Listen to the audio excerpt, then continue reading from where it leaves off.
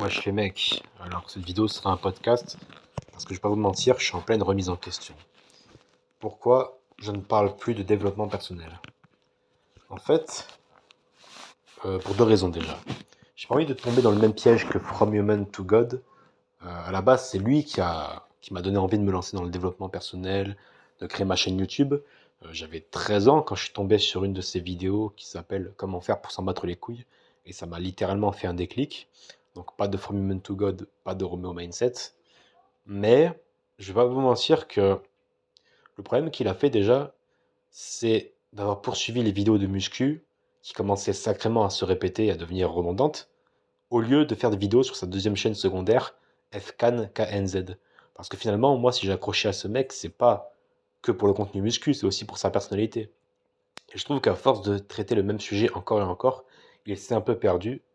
Et il aurait mieux fait, je pense, de tout simplement raconter ses anecdotes sur sa chaîne secondaire et de transmettre son facteur humain quelque part. Parce que si on accroche au personnage, c'est aussi pour qui il est, pas que pour le thème de la chaîne YouTube.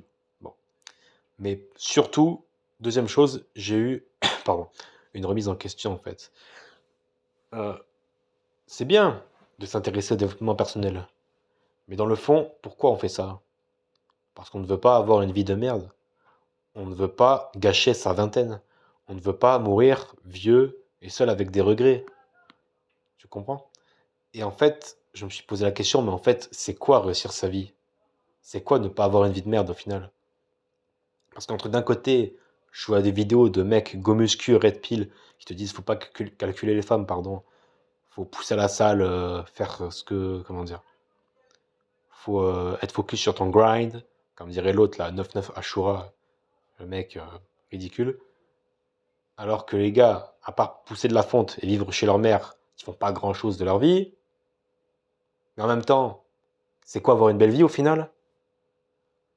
Ou de l'autre, les mecs pro MMA qui ont des corps tout maigres avec du bide, qui te disent non, mais tu vois, ça sert à rien d'être musclé, c'est ridicule.